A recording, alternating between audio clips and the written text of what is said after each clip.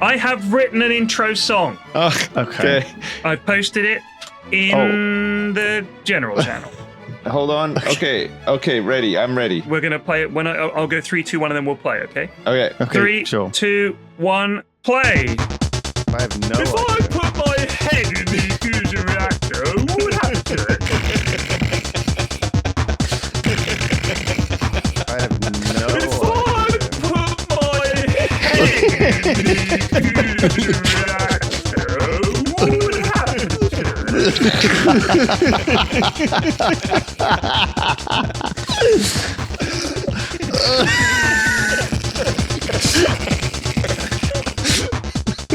Okay. I love it. Okay.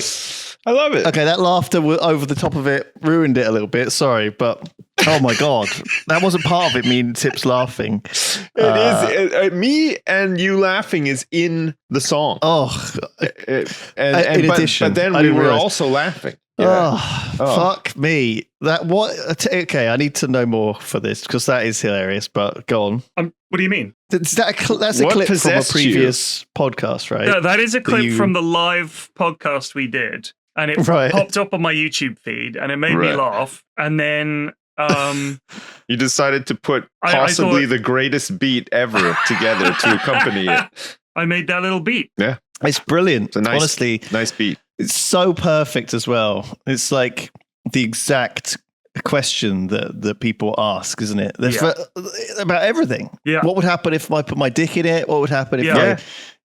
What happens if I accidentally slip it? what What would would happen happen? if I drove my car into it? What would happen if I dangled my balls into a black hole? It is. It's like- It is funny. I don't know why people love to ask those questions, but they do. There is, of course, a subreddit called r/stupid questions. Yeah. But I feel like this is just people asking questions that they would consider stupid or embarrassing. So it's almost like a no wrong answers kind of thing. But it's just saying, go ahead. You can ask stupid questions here. That's fine. It's a safe space for stupidity. But I feel like there are certain fixed things that people, I don't know if they heard it somewhere or if it is natural human curiosity to think what would happen. I mean, I'm sure they know it would be bad, but they want to know exactly how it would be bad. I think that's more the point of the what would happen if I put my head in it question. If it was like, it would take 6 months and your brain would fall out, that's interesting. If it just says your head would instantly explode, that's also interesting. So I hope it's that and not them thinking, maybe I will. Hard to say. Yeah, when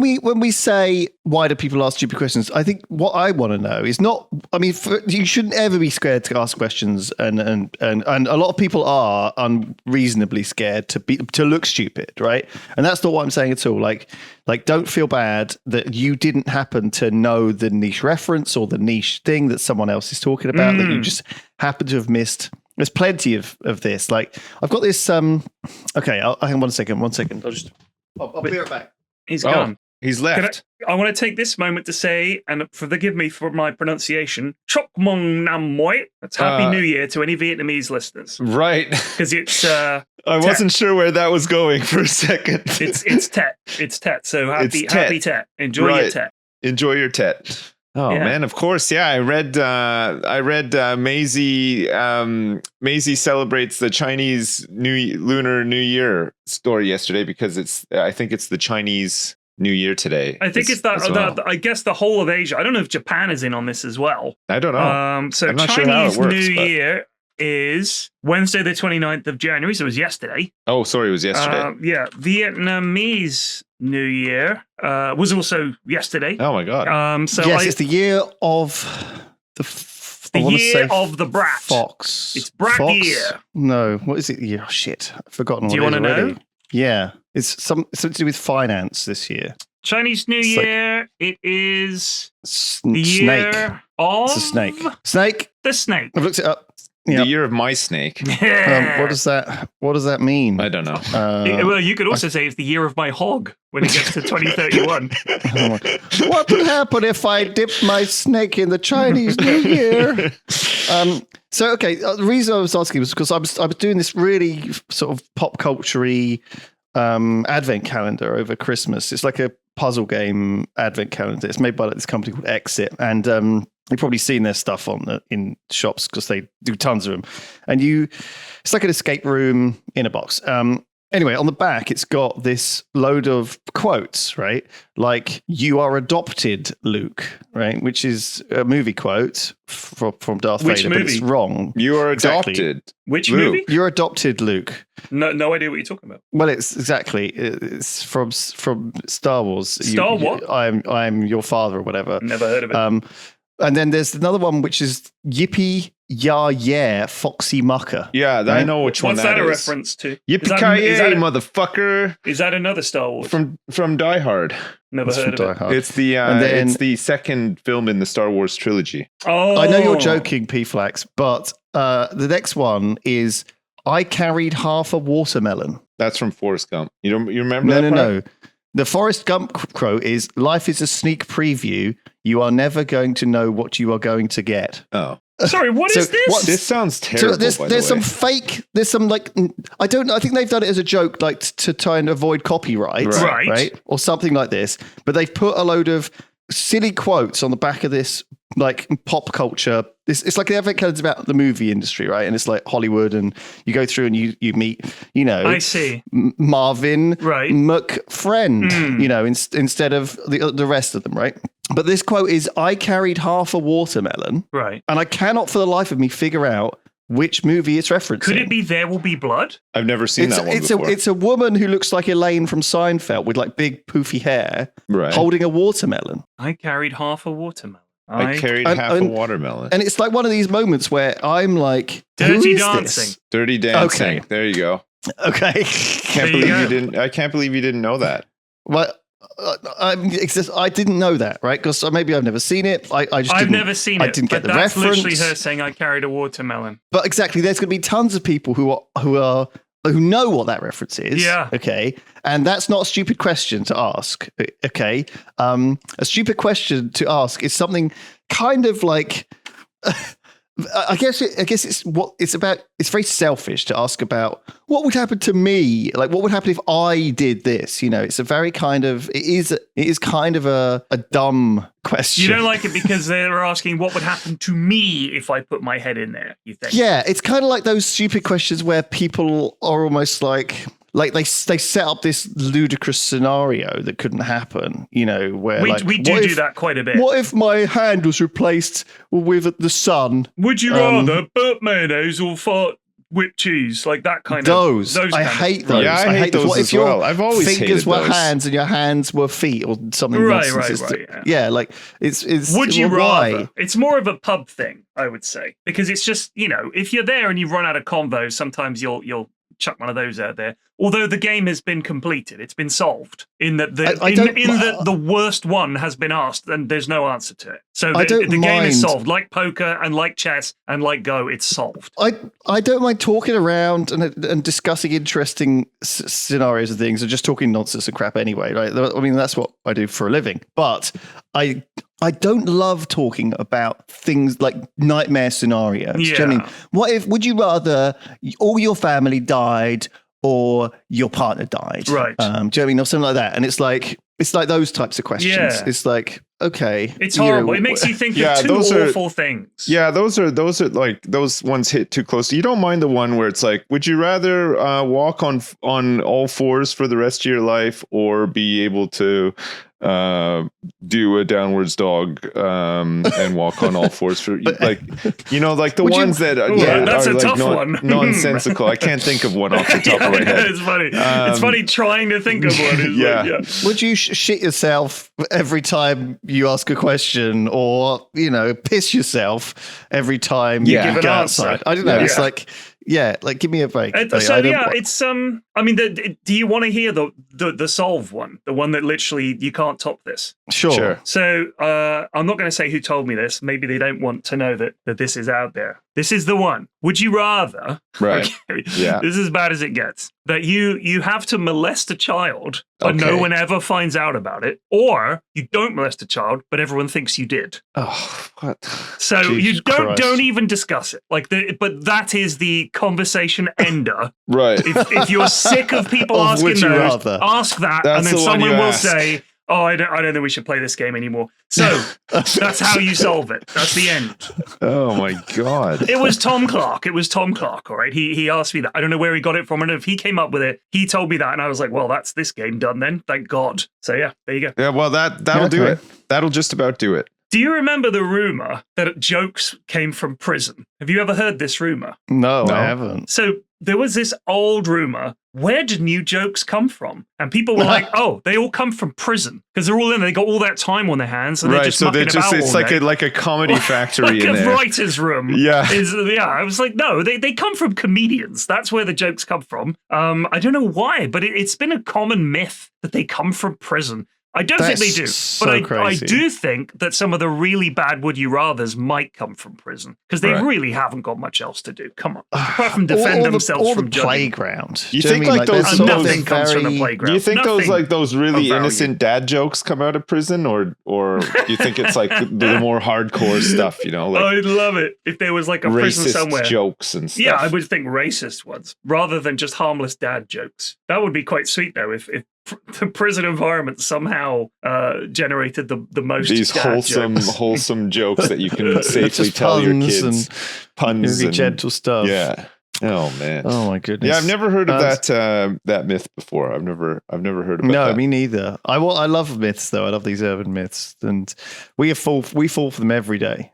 I fall for them all the damn time because I'm simple podcast. And I don't get out much. I don't get out much. We are simple. I just don't get out much. This is I know we don't talk about news too much, but did you hear this week that that a Chinese company came out with an AI? Yes. Right. That obviously went to number one on the App Store immediately because it's basically ChatGPT, except that it's censored, and they made it for like a button and a shoestring and a it's like some startup, right? But it's like this is Deepseek you're talking about. Deepseek. Yeah, so it's obviously the AI is the future and terrifying, right? Like the idea is that OpenAI and these companies are spending billions a year to develop these AI learning models, which are going to take over the world. There's already things happening in China like dark factories, right? Where basically a factory, like when you went to the Thatcher's cider place, Flax, it's just unmanned, massive industry. Maybe there's two guys who check it works, and a cleaning crew occasionally who come fix something that breaks. But for most of it, it's just vast, just industrial robotized manufacturing, right? I mean, the positive is you won't need people to work in this miserable place anymore, but we are obviously going to need a plan. Where are people going to work, though? They're not. Like, so someone said the other day, anyone going to work you'll now? need people to program the machines. And like I said, that's not a job that everyone can do. No. It's really not complicated. And even then, you'd be surprised at how few people it requires to do this. Like it's like the labor need and the labor pool. You are going to need a person to put the sand, the sugar, the potatoes in at one end and take the bottles of vodka out at the other end. Do you know what I mean? Gosh, I hope there's no sand. I think that a lot of that the stuff sand makes for the bottle. bottles, Sorry, of course, my bad. I think a lot of that stuff can be automated now too. Right? Like but that's the point. Is that you will need robot someone to cars go drive and them get in. those things. Like humans will be involved, but if you imagine the labor pool and the number of jobs is like inverse pyramids approaching towards either a vast pool of people with nothing to do versus a narrowing number of jobs. That's how it feels. And people saying, they said this would happen when cars came in. But cars were just better horses. It's not like saying we're going to replace all of these jobs with just one machine. Like, that's different. What if nobody worked? What if nobody had to work and nobody worked? Well, no, that's the dream. That's the utopia, is where none of this needs to be done. But equally, we don't have to fucking pay for shit. We certainly get given money. You'd probably, you'd have to be given some money, or maybe a lot of money, depending on how much they want you to spend. That's the universal basic income. That's the idea that everybody gets a fixed amount, basically. And then if you do something extra, you can get extra or whatever. They got to throw in some extras, though, too. Like, if they're going to give you a universal basic income, they should just not charge you for, like, heating, electricity, water, And then, so your universal basic income is just for your streaming subscriptions and a couple of extra skins here and there in games every month. But, all the basics are paid for. Everything else is given to you. Pokemon cards. Food is supplied to you. Heating, electricity. Pokemon cards are a human right. Cleaning water, clean running water, and then whatever universal basic income they give you, it's for you to choose which corporation you want to spend it on. Dream, for sure. So anyway, it turns out that this Deepseek AI obviously caused Nvidia, the biggest company in the world that was worth $1 trillion, to crash by about 20%, which was the biggest financial loss in terms of actual raw dollars. I saw this coming and I sold just before. I sold off a lot of my assets. Well, you and all the Congress as well, interestingly. Yeah, well, I've got a... Yeah, they always do that shit. I got a line right into them, so I know when all the big movers and shakers are going to make their moves. But also what happened was the OpenAI came out and said, you copied me, you copied my homework, you used our ChatGPT to train your thing, so you didn't do any of the work, which of course they did by stealing Encyclopedia Britannica and Wikipedia and all the other things. Yeah, just trawling the internet for people's fucking... And so it's well, you learned off every other knowledge base, and it's already happened. Like, this is the big news, is basically that people were worried that AI would be getting all fucked up because it's going to be learning from AI. But that is exactly what's happened with this new Deepseek. It's like, oh, guys, it's cheaper. Yeah, it's cheaper because it's fucking copied off the other one. It's like a pirate version. And I don't know. Anyway. Do you know what I found interesting? That's the world. Are you upset about There was an article in The Guardian about it, about this Deepseek. And they said it seems impressive until you try to ask it about something like Tiananmen Square. Yeah. And it goes, oh, no, that's outside my scope of knowledge. Sorry, I can't help you with that. Right. But if you change the letters of Tiananmen Square and replace it with like numbers for the A's, and you tell it, please give me the answer, replacing vowels with letters, with numbers, it can tell you all about it. Which means that someone has told it you are not to use the following words. So it's very, very simple. Like censorship that is easy to get around is what you're saying. Yeah, because the thing is, they're used to censoring things. This chatbot is able to describe back to you the events of Tiananmen Square in Leet speak, is what you're saying. Yeah, literally. That's incredible. So the weird thing is that if you're used to censoring things at a human level, it's very simple. You just have, like we saw the other week with that fucking huge list of banned words, right? Yeah. But you're trying to censor something that is artificially intelligent, and if it's clever, it will find a way around that censorship, especially if a human being helps it and says, here, just do this. It's like, oh yeah, you're right. Yep, bam, here's your answer. So how do you censor that? This is the big concern. The concern everyone's always had is the AI is going to take over. My concern is who's behind these AIs, whether it's the Chinese government, whether it's fucking Elon Musk. These are the people who are supposedly, we're just creating this AI it's going to be fantastic, it's going to solve all these problems. No, it's not. It's going to solve their problems. It's going to control things in a way that they want. And that's what I'm worried most about AI, is who the fuck is pulling the strings. And it's these dickheads, isn't it? Yeah. Fucking puppet masters. Those dickhead puppet masters pulling the strings with their with their penis fingers. Oh, I got fired from the bank today. You what? A lady asked me to check her balance, so I pushed her over. Do you think that one originated in prison? That's a prison joke. That's for sure a prison joke. How do you weigh a millennial? In Instagrams. There you go. Oh my gosh. Oh, I think somebody would have been stabbed for that one in jail. All right, this is a good one though. What do you call a French guy wearing sandals? My dad? Philippe Fallope. I do like that one. I like that one. It's so bad. Yeah. Oh, that's terrible. That is so bad. I do like dad jokes though. They're so innocent, right? And they just kind of like, they bring you back to earth a little bit, you know? Yeah. You ever just get like so carried away, you're like debating online and doing your blacksmithing and practicing your archery and stuff. Just get carried away and you just need to be brought back down to earth with a couple of like really cringe dad jokes. I find it works a trick. It works a treat. I agree. Perfect. I absolutely agree. Yeah. Why do dads get an extra pair of socks when they go golfing? Because he got a hole in one. Ah, in case good they get a hole one. in That's one. got to be it, right? Yeah, that's it. Holy shit. Well done. Did you look that up? Did you use Deepseek for that? That was Deepseek. You just It was. typed it in straight away. That Deepseek gave me it. Yeah, that's how it works. That's good. Shall I ask? Tell me the coolest urban legends. No, I Tell would not me do the that. No, coolest- Dog in a suitcase. it's going to take all your data. Don't do it. Don't even download it. It's like you wouldn't download a virus onto your computer, would you? You wouldn't steal a virus, would you? You wouldn't steal intellectual property, would you? These are terrible. I mean, I'm not kidding. In China, they don't give a fuck about that stuff. No, I know. Like, you can buy a DVD of whatever you want, and they're just like, none of that money's going to the people who made the it's movie. always been that way. Yeah, they don't care. Okay, It's true across Asia. They don't give a shit. They are also at the same time patenting more, like 3 times as many things as the rest of the world put together, or something insane. Yeah. Like the amount of patents coming out of China, their engineering is like unbelievable. Yeah. They are actually making everything new to the point,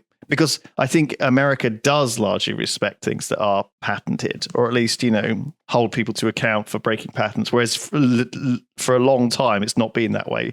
God, I sound like Donald Trump, don't I? Fuck me. Yeah. I'm sure You it's all sound fine. exactly Let's like talk him. about That's literally what he says. urban myths. Can you say the word Guantanamo a couple of times just to see if you really sound like him? China? China. I don't know. How does he say? China.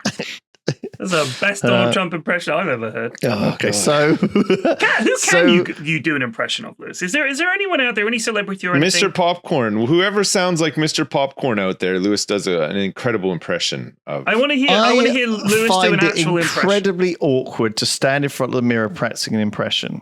You do such a good Trump impression, Pete. My Trump is very bad. Your royal impressions. Your Trump is really good. Your Biden is really good too, actually. Honestly, your Biden cracks me up even when we're not in a podcast. I'll be taking a pee or something, and I'll remember something you said, and I'll be laughing and trying not to spray pee. Oh, hold on a minute. I was saying, I was talking about him the other day, and you're like, you freeze mid pee. So the funny thing is the way Joe Biden talks, it's like he's talking to someone and they're trying to walk away. That's the way I imagine it. And he'll be reading stuff. I was talking about this the other day on stream, so let me find something pretty harmless to read, and I'll read it. This is the way Joe Biden reads stuff. I want to find something that's not horrible. Okay, here we go. Staff at English Heritage been shocked to discover a cash-strapped organization planning up to 200 redundant SMEs and then winter closure of air. There's castles, abbeys, and historic sites in his care. Now, hold on a minute. Wait a minute. We can't be showing English Heritage is super important. No, wait. Hold on. At least 7% of the workforce could have been infected with curators being particularly targeted. It's like he dips into reading and his focus and his volume comes down, and then he remembers, oh wait, I'm talking. Oh, it costs 22 hidden gems. And it's like, what is he talking about? It's just coming out of nowhere. But it's like someone's trying to leave. No, hold on a minute now. Wait, what is this guy's a goddamn alley cat? That's love it, yeah. That's all he does. It's great. It's so it's like he's trying to recall something, but he's also trying to convince you to stay and listen to him. That's what it feels like when you watch him give a speech. And then, of course, the way he walks, the way Mr. Burns shuffles around on the stage. I mean, it's hilarious. But do you know what? I don't think people even realized he'd pulled out of that clip of the him. race. Sort of like he finishes saying something, and then he's going like off stage, backstage, but he's kind of just shuffling. And he's literally shuffles. Somebody calls something out to him. And he turns around, that smile, fuck me. That whole scene just lives forever in my mind. Funny. It's so funny. Like, it's just... But dude, the day after the election, one of the top Google searches was, did Joe Biden drop out of the race? Like, people had no fucking idea. Because they just don't. Isn't that so funny? They just don't know. No, they don't know. That's how anonymous a lot of these politicians are. Whereas Donald Trump, I mean, like, he's the most hilarious guy. If you take all of what he says, if you think he has no power, he's actually a hilarious buffoon. Yeah. But sadly, he does have an enormous amount of power, so it's actually really scary. Even though some of the shit he says is just fucking hilarious. It's so stupid. Yeah. I mean, the thing about going into the water and the electric battery and the shark and everything. That's one of the maddest speeches I've ever heard any politician give. I mean, if you saw someone on the street talking like that, you'd say, this guy's crazy. But this guy's the president. It's crazy. But people just lap it up. It doesn't. He can say anything, and he could do anything. It doesn't matter. It's He's really just wild. zero accountability. He could go up on stage, pull his pants down, and just take a dump right on stage, and nothing would happen. Everybody would love him.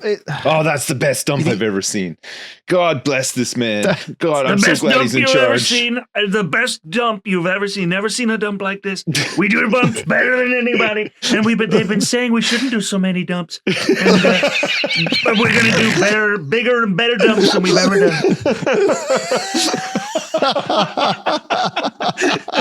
They're saying we shouldn't do so many dumps. It's the way it goes forward and backwards. The way he says he does a thing, and then he's like, a lot of people are saying we shouldn't be doing so many dumps. They've been talking about American dumps. They've been saying we've got to stop. It's too many dumps. We've been saying it for years, but we've got to do more dumps. China's doing dumps. They're doing dumps all the time. They're dumping like nobody's business. We got to get back to facts here, folks. Dumps for America. Trump dumps. Do they think about the Trump dumps? Oh, fuck me. Oh, it's too good. That's mad. See, it's not quite there, but I like doing you're it. close. You are close. There's a couple of, but it is really good. You are actually really good at doing impersonations. Like probably the best I know. Oh wow, that's incredibly kind of you. Well, it's. I think that's the big ups this week. Actually, you're a kind guy. Flax's impersonations. You can't beat them. I can't think of anyone who does them better. On this podcast. For real. On this podcast, yeah. Yeah. I suck at impersonations, and Lewis, I don't want to be mean, but I think you kind of suck at them too. I do. And I'm not scared to admit it. I can't even hold on to an accent when we're doing. I know my limits. Like a sort of role play session. As soon as someone else does another accent, I'll just start my accent of warp to be doing that again, and then it's hard. Honestly, it's a skill. And so this is the shark speech. I can't remember if we talked about this before or not. Do you want to hear this? Yeah. This is verbatim. Okay. Yeah. I'll try and do it as Trump. But he speech. says he's talking about an electric boat. Right. Okay. Right. And they're talking about the fact that I'll just do it from here. This guy's been doing it for 50 years. He sells hundreds of boats every couple of months. I mean, really fantastic guy. And they use the Mercury engines and different engines in the back, no problem. They want to take that out. They want to make it all electric. He said the problem is the boat is so heavy it can't float. I said that sounds like a problem. He said also it can't go fast because of the weight, and they want to now have a 50-mile or a 70-mile radius. You have to go out 70 miles before you can really start the boat up. When you go out at 2 knots, that's essentially like 2 miles an hour. So how long does it take you to get there? Many hours. And then you're not allowed to go around for 10 minutes, but you have to come back because the batteries only last for a very short time. So I said, let me ask you a question. And he said, nobody's ever asked this question. And it must be because of MIT, my relationship to MIT. Very smart. I said, what would happen if the boat sank from its weight and you're in the boat and you have this tremendously powerful battery and the battery's underwater and there's a shark that's approximately 10 yards over there? By the way, a lot of shark attacks lately. Did you notice that? A lot of shark. I watched some guys justifying it today. Well, they weren't really that angry. They bit off a young lady's leg because of the fact they were not hungry, but they misunderstood who she was. These people are crazy. He said there's no problem with sharks. They just didn't really understand. A young woman swimming now who got really decimated, and other people too, a lot of shark attacks. So I said, there's a shark 10 yards away from the boat, 10 yards or here. Do I get electrocuted if the boat is sinking and water goes over the battery, the boat is sinking? Do I stay on top of the boat and get electrocuted, or do I jump over by the shark and not get electrocuted? Because I'll tell you, he didn't know the answer. He said, nobody's ever asked me that question. I said, I think it's a good question. There's a lot of electric current coming through that water, but you know what? I'd do if there was a shark or you get electrocuted. I'll take electrocution every single time. I'm not getting near the shark. That's a real thing, he said. Yeah. 3/4 of an hour. That's just the tip of the iceberg. It's like you that's like one speech out of like thousands of speeches he's made this year that have all been like that. Just insane. You know what the scary thing is that we don't talk about politics very often, but I think a lot of Americans, even ones that voted for him, are starting to see that some of the stuff that they're saying they're going to do and trying to do is really beyond the pale, like crazy. And one of the things they're doing, this Project 2025 stuff, that they were like, no, he's not going to have anything to do with that. people ignored the clues that they were going to do this stuff on his campaign trail because, in a way, all you're going to take away from that speech is that stuff about sharks and batteries because it's so weird. And that's what gets clipped, and that's what people meme about, and that's the joke. But you're missing the fact that he said all the stuff he's doing now, he said he was going to do. They said they were going to do it. And now they're doing it. People are like, I can't believe they're doing it. And you see all these people that voted for him saying, well, I didn't think it would happen to me. And ICE is deporting people that voted, Latinos for Trump. They're getting kicked out. They're reopening Guantanamo to stick these people in. It's crazy. Fascinating about how... Okay, I was talking to Alex about this book that he's lending me. I haven't started it yet, called The Devil in the White City. Right. Which is a sort of dual sort of real non-fiction historical thing that happened about the 1893 Chicago World's Fair. And there were two major things going on there. One, this was a incredible exposition of, the most amazing stuff in the world, right? And it attracted 27 million visitors, right? Which was about a quarter of the US population at the time. Yeah, the World's Fairs are always big. If you try and think that a quarter of the population of America went through this event. It runs for like a long time, though, to be fair. Like it's not just like a weekend. Like they run for months. I think the world was... Yeah, everyone was so far apart and spread apart, but also they were relatively together. I guess, in a sense, what I'm trying to say is, and by the way, the other side of the book is this H.H. Holmes's murders going on. There's a sort of a serial killer who actually has. He's a con man. He builds a hotel called the Murder Castle, which is quite famous. Anyway, that's going on at the same time as this incredibly wonderful thing that is built, the White City, these elegant neoclassical buildings with electric lights and modern everything, and kind of like a utopian with this backdrop of a serial killer, right? And I guess what I was trying to say was, now we have so many threads and so many different ways to get information and so many different communities going on.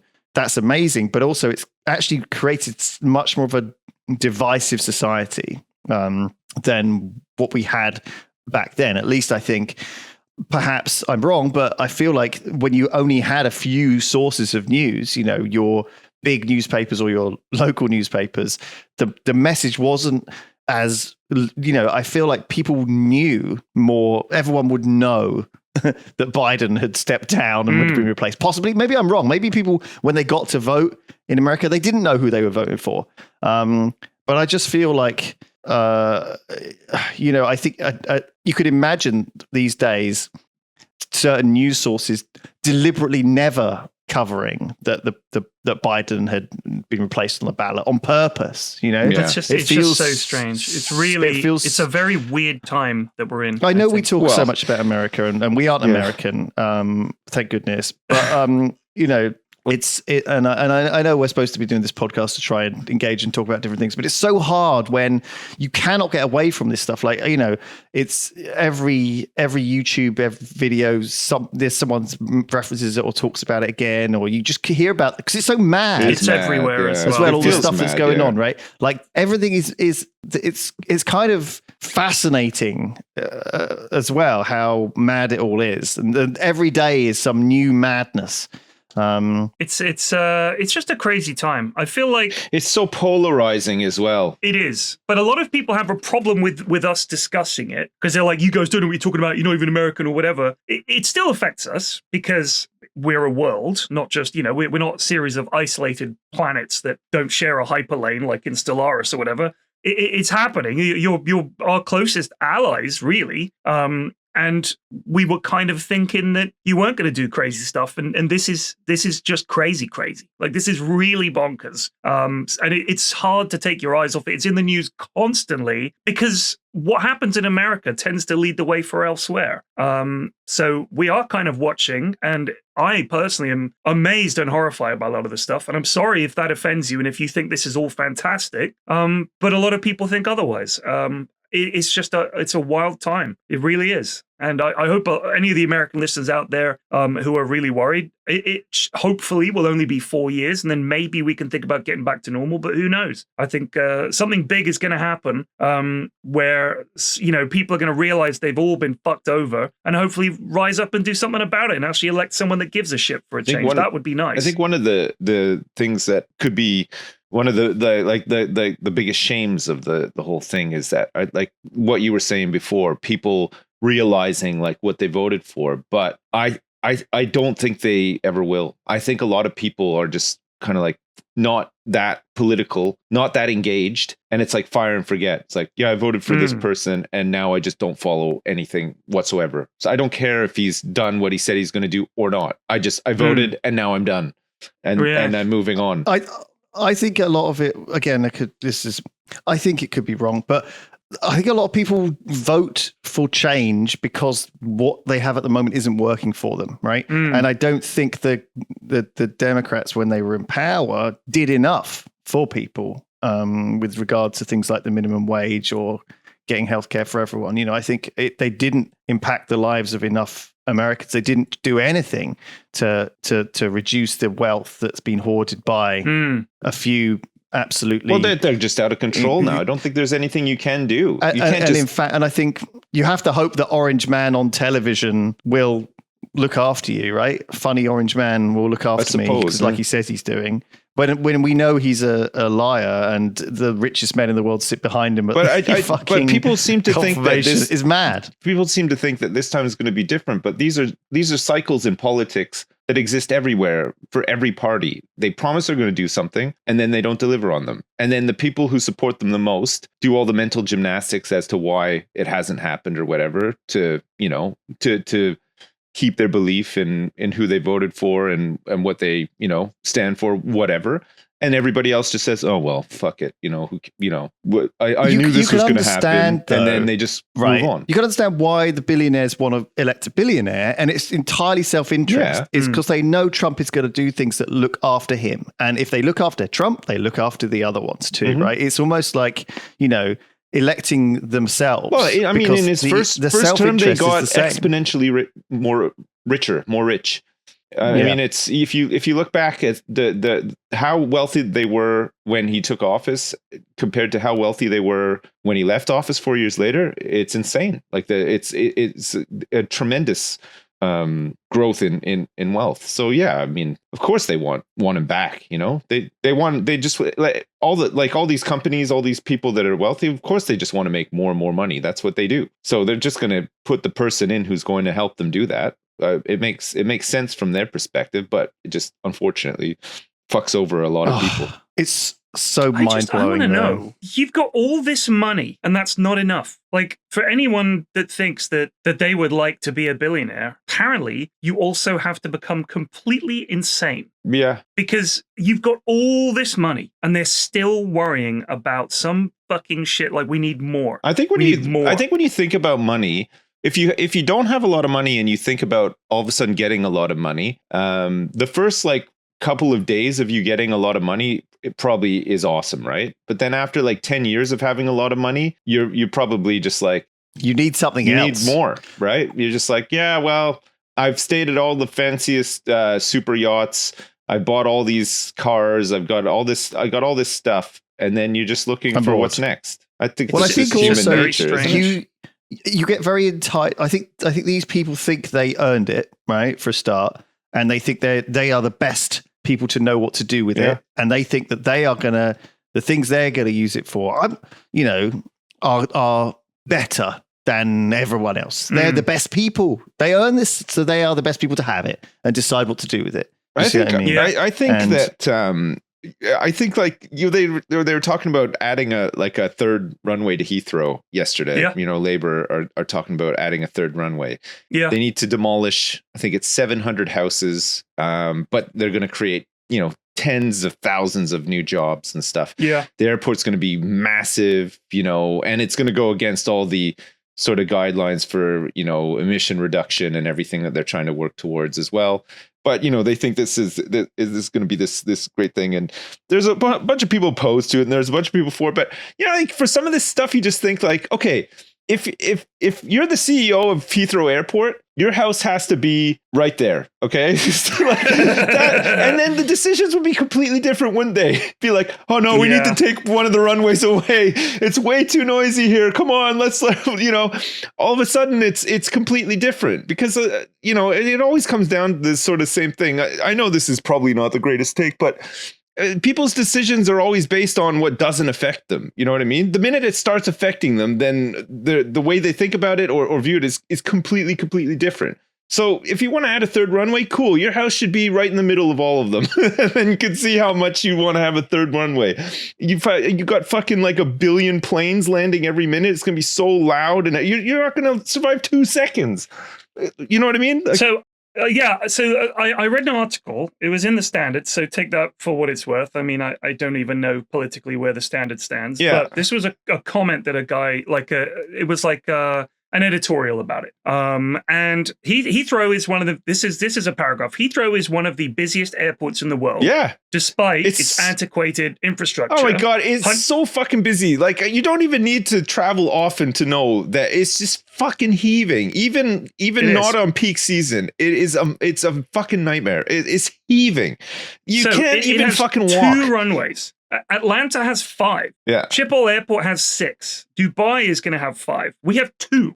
So for an airport of ours, of that level of busyness, 3 runways is probably smart. And I personally, obviously, I am probably going to be the most affected by this. Yeah, you live really close to it. Yeah.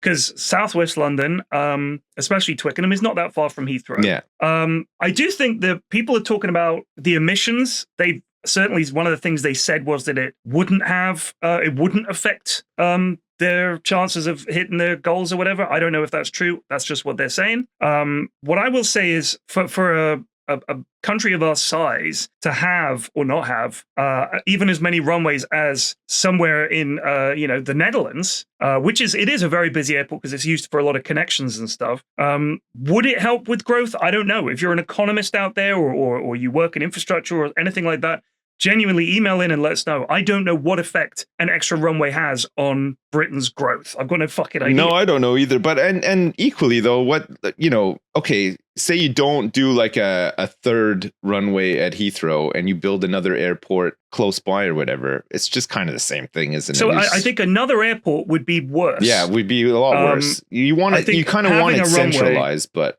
yeah. Also, even if it does mean more planes, there's still a limit of how many could be in one airspace. True. Like, it's not like both the runways are going to be side by side. So at the moment, certainly at a busy period, if you look, especially at night, if I look out of my office window, I can see a line of planes. Yeah. Like, you can see the one right by you, and then you can see the one behind that and the one behind that. Just a line of dots to the horizon, because there's just so many of them stacked up for that runway. So I don't have a big opposition to a third runway. I think it's fine. Yeah. I do want us to keep up. It, like Sip said, it's an incredibly busy airport. Oh my God, it's so busy. And I mean, I'm not against it. I live in the flight path. I mean, there's already fucking planes all the time. Yeah. And you do get used to it. I don't even notice it anymore. I would hope that environmentally it's not going to be that bad, but who knows? I don't know. Yeah. But I'm not opposed to it on the principle of it's going to make the skies busier or anything like that. Yeah. Will it have an effect? That's all. I don't fucking know. Because we're told it will help growth, but yeah, I don't know. I don't see how. They got a whole bunch of plans to like build stuff or whatever. We got plans. Yeah, we'll see. I don't know. Yeah. I don't know. But that airport is a nightmare. It's so busy. I don't hate it. I really don't have much of a problem. Heathrow gets a really bad rap. I feel like a lot of people that I know that travel a lot, especially in esports and stuff, they think Heathrow is one of the worst airports. Yeah. I don't think so. It's not that fucking bad. It's just because it's so busy. It's just way too busy. It is busy. Terminal 5 is nice. Like it's pretty new. Like, it looks, it looks sophisticated and whatnot. But it is just rammed all the damn time. Yeah, it doesn't matter when you go. It does feel kind of run down as well. Yeah, the older terminals definitely showing their age. Gatwick as well. My God, Gatwick is. I mean, I do think that having a better airport would help much more than this stupid high-speed 2 railway shit. Yeah, like that's wank. I think having another runway is fine. But it's just. Oh man. I mean, if we want to talk about failed infrastructure projects, we got it. We can't build shit anymore. Well, no, you say that. What about that $1 billion shit pipe under London? That's impressive. Hey, baby, we've been talking about that for like 8 years. It's open. It's receiving shit. I know. Fantastic. I know. Whose poop was first? I hope they blue plaque that Just shit. think, every time you flush your Donald Trump. Just every time you flush your toilet now, Flax, you're contributing to. I'm going to Google London massive sewage pipe. Yeah. What's inside Britain's biggest sewer? That's a BBC News There you article. go. Lots of big dumps. Can I guess? They wanted us to stop taking so many dumps. It's completed. Yeah, it's 16 miles. God, it's fucking huge. Oh my God, you should watch the documentary. It's insane what they've done. You can down fit there. 3 buses side by side in this bad boy. Yeah. You've got that, and what's the is the Hinkley C, which is not done yet, but there's still that's a mega project. Like I've watched a documentary on that as well. It's impressive stuff. It's going to be huge. You should see the big pipe that they've got going out to the sea. Oh, actually, just north of Bristol, I think. Whatever that body of water is, I can't remember the name of it, but the Bristol Channel. It receives a lot of water to help cool down the reactor. What was this stuff, by the way, that, with the fires in California? I saw an amazing Meryl Streep story related to that, right? Which I thought was pretty cool. Which was that she had to evacuate, right? But a tree had fallen and blocked her driveway, right? So she borrowed some bolt cutters from a neighbor and cut a car-sized hole in the fence adjoining their 2 properties, drove through it, through their garden and out with their permission. That's pretty fucking badass. She's 75. She's cutting car-sized holes in fences. God. I love that. There you go. Shout out to Meryl Streep. That's my shout out this week. That's your big up. Okay. Streep. Do you want some loose news? Yeah, Very go on. much Hit so. us. I feel like all we've talked about is news, but I could go for some at loose least news. loose news is loose, light and fluffy news. Have you played that Pokemon TCG Pocket game that everyone's been playing on their phone? No, I haven't. It's basically like a Pokemon card opening game, but you don't have to. You can pay, but I don't think you have to. You get like a free pack every day, and everyone in the office is like opening their packs, and it's like Pokemon card crack, except it gives you the dopamine rush of opening a pack without having to pay for it necessarily, right? But it does pay. You do have to pay, and there's one guy who apparently has spent $40,000 on it. Good God. I know, a Japanese YouTuber called Hajime Sayacho. Wait, did that just come out? Has it only just come out recently? It's like it's basically it came out like 3 or 4 months ago, but it's basically $40,000 already. I know it's pretend packs as well. He has opened 40 grand of pretend Pokemon packs, which is pretty crazy. That is crazy.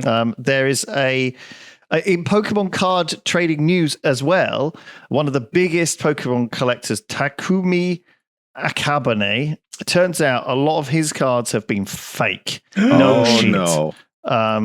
Millions of Pokemon cards out there, including some sold for as much as $55,000, are fake. No shit, right? Every time you go anywhere on holiday, there's some idiot selling fake Pokemon cards to kids. They're not like US dollars. Do you know what I mean? There's no, when you try and print out a Pokemon card, it doesn't say, oh, you're not allowed to print this because the US government has pressed some special dots on it or whatever. No, they're just pieces of card there's no holograms, or maybe there are holograms, some of them, but do you know what I mean? Like it's not hard to fake them. People are faking way more complicated things, and these Pokemon cards are worth so much sometimes that why wouldn't there be a whole fucking mafia level of fakery going on? Because again, like people aren't really going to prison for this. Not that I've seen, Right. It's just free money. North Korea's probably doing it. Anyway, don't fucking spend money on Pokemon cards unless it's just for fun and with your mates or whatever. Like, sure, spend $20 on a hologram mudkip or whatever. What's a mudkip? I don't know, whatever. But don't spend £55,000 on a Pokemon card, for God's sake. And don't buy crypto either while you're there. A man has found a working Nokia 3310 P-Flax After 22 years, Right. He found it in a drawer, and it's still powered up with a bar of battery left without even having to charge it. How? It is. I don't know. It's an industry. It could be a lie, but it certainly seems indestructible. He found a 3310 that still works after 22 years. I don't know if it's connected to a network or anything. That is actually nuts. It is pretty impressive. That is really it was like a very robust phone. If you don't know what phone I'm talking about, Nokia 3310, look it up. Yeah, You'll it's remember famously it. It was iconic. robust. Yeah, poor old Nokia. They had a rough time, didn't they?